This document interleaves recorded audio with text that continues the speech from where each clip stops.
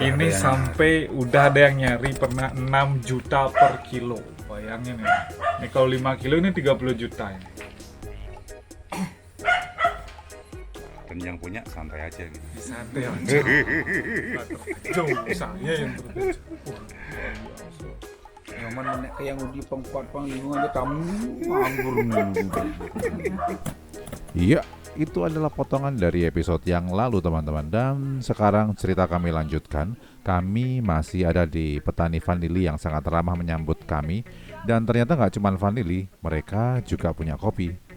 Selain tadi ada coklat, ada kakao, ada vanili. Beliaunya juga keren banget. Ini kopi. Jadi kopi juga bisa. Ini pasti. Saya sih nggak ahli kopi, tetapi dari bentuknya ini pasti robusta. Ini udah gilek. Robusta. Itu bermadap ini empul.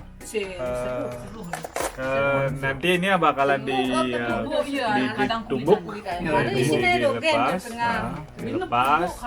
Jadi, ini lepasnya kayak gini. Tapi ini akan ditumbuk nanti. Jadi coba kita manual dulu. Jadi les itu komplit, Banjar ini komplit. Nggak usah jauh-jauh cari Yang jago kan cepok. dari kopi juga bisa di sini. Ini jadi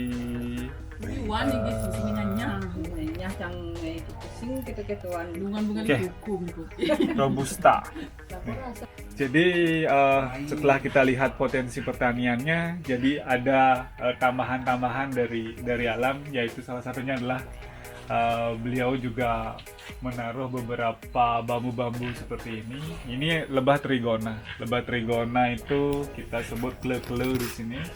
Lebah yang kecil-kecil kayak gini mungkin bisa lihat. Nah, ini kecil banget.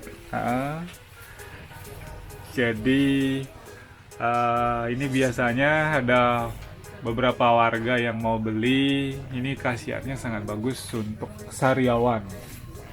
Terus menambah nafsu makan. Jadi ini yang saya sebut liar gitu. Tanpa distimulus apa-apa, dia udah mencari rumahnya sendiri di sini. Jadi khasiatnya akan lebih bagus. Jadi nggak hanya ada vanili, kopi, tapi juga ada madu kele. Wow, lengkap banget di tempatnya. Lalu, Yuk lanjut. Kita lanjut lagi lainnya. Dari ketemu warga yang pertama, kita akan ke warga yang kedua. Ini juga spesial karena tuan rumahnya adalah kepala dusun sini. Jadi sekalian kita kawan kepala dusunnya, dan ada masih rumah yang seperti dulu. Seperti apa sih tetua di Les itu bentuk rumahnya, meskipun sudah sangat lama gitu. Jadi ada satu hal yang menarik juga, karena kita adalah desa Balimule, desa tua. Jadi ada Sangah Kemulan. Sangah Kemulan itu boleh dibilang private temple in the house gitu ya, di rumah masing-masing itu ada tempat persembahyangan, tetapi tidak seperti di daerah-daerah lain. Jadi kita menggunakan pohon dap-dap namanya, seperti ini. Ya, ada dua tempat gitu, masing-masing isi 4 batang pohon dap-dap yang ada durinya. Nah, seperti itu. Dan yang di sini kamarnya yang paling dekat gitu ya, kita selalu ngomongin tenggara, pojok tenggara gitu ya. Di sini ada penek tegan istilahnya, antenanya ini di sini. Boleh bilang kamar sucinya di sini. Di tempat dimana tempat sanggah itu yang paling dekat. Selalu ngomongin tenggara. Nah, kenapa kita selalu ngomongin tenggara? Balik lagi ke Bali. Pusat dari semua pusat pura adalah di Besakih. Yang dari sini Besakih itu arahnya adalah di tenggara. Selalu. Jadi kita sekarang ketemu warga yang kedua, sekaligus sowan, bukan warga yang biasa, kepala warga. Ini kepala dusun dari dusun Butiang. Jadi Pak D ini kepala dusun Butiang yang memang adalah warga di sini menetap. Jadi kenapa saya ajak ke sini karena beliaunya masih memiliki bentuk kompon rumah yang diles itu. Kita sebut dengan sakenem ya. Sakenem ya, sakenem. Nah, Ceritanya gimana tuh, Pak? Sakenem. Ceritanya Sakenem tuh semua pakai kayu, rumahnya pakai kayu, penyangganya pakai kayu semua itu. Kira-kira dibangun tahun 7 ada tulisannya. 70-an, 70-an. tahun 70-an. Sakenem istilahnya itu sake kan penyangga gitu. Kalau dihitung sih memang yang utama adalah 6. Tetapi konsep rumah zaman dulu itu tetua itu selalu yang kalau kita nanti masuk sebelah kiri dari pintu masuk ini untuk tempat menaruh banten gitu ya. Yang di kanan itu untuk tempat tidur. Ada dua bed kayak gitu. Nah, jadi tahan gempa pasti kalau dulu. Biasanya ini udah tanah dipakai, tanah nanti dipakai. Gitu. Jadi masih kita bisa melihat rumah tua. Dan di depannya selalu ada gini, ada tiang penyangga kecil seperti ini. Oke. Kalau dulu secara fungsi ini untuk apa? Apakah tempat pertemuan atau apa gitu, Pak? Pertemuan keluarga atau apa gitu? Kalau dulu Fungsinya? kakek saya sama nenek pakai tempat tidur. Pakai tempat tidur di sini. Istirahat berarti fungsinya. Istirahat, tidur sekalian untuk sembahyang di sini. Ya. Dan ini ada gininya, ini depannya nih.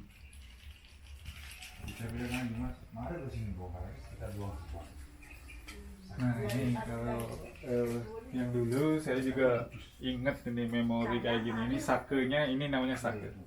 1, 2, 3, 4, 5, 6. Jadi sake 6. Dan dipan gitu ya, tempat tidur yang saya bilang tadi ketika masuk di kiri ini selalu seperti ini. Dan ini nanti ketika galungan hari-hari baik itu naruh sesembahan sini, banten gitu di sini. Nah, ini juga ada pelangkiran untuk siapa bayi yang baru lahir, siapa punya. Nah, terkait sanggah tadi yang udah diambil dari videonya, ini namanya Peneg-Tegan. Nah, di sana, di Tenggara kan, yang paling dekat gitu ya. Peneg-Tegan. Dan seperti biasa, seperti fungsi dari kamar gitu, ini kamar suci. Di sini yang tidur, di sini yang tidur. Nah, jadi Ini nyombatnya nggak ngasih tahu, jangan dibongkar itu. Padahal saya udah kenal sama dia.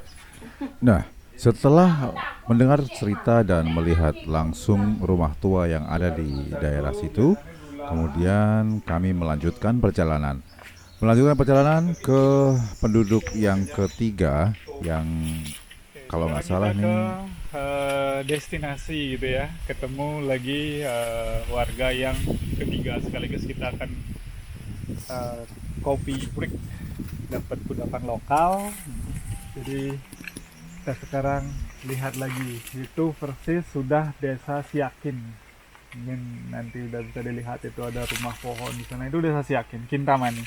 Jadi persis, jadi kalau misalnya keles, kita bisa langsung menginjakan kaki ke kapal batas hutan Kintamani.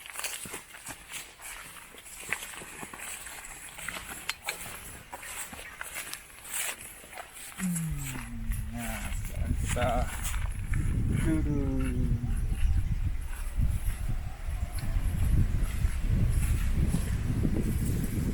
Kalau musim hujan baru-baru selesai gitu, ya udah mau masuk musim kemarau.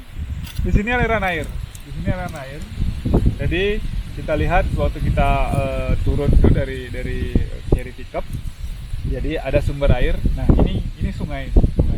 Jadi di situ ada air terjun musiman. Nah, di situ ada air terjun musiman. Jadi akan ngalir, nanti tembuslah lagi di laut. Nah, itu di sana. Itu Jadi teman-teman, saya tuh nggak tahu waktu itu kami berjalan berapa meter di atas permukaan laut, berapa mdpl, karena di depan sana tuh laut.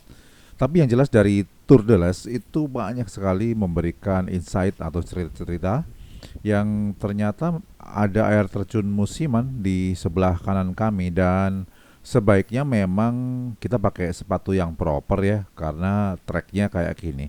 Tapi untuk mereka yang suka trekking, ini sangat menarik. jadi ketika kita menemukan tempat seperti ini, yaitu ini adalah tempat menaruh sesajen di tapal batas tanah hak milik warga.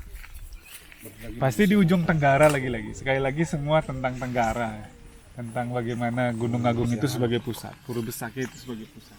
Nah, kalau tiap pojok Tenggara tanah milik warga, nanti kalau dia bisa bikin kayak gini atau sekedar tempat untuk menaruh sesajen gitu. Nah, sementara kita sudahi dulu. Stay tune dan sampai jumpa di tayangan berikutnya. Salam lestari.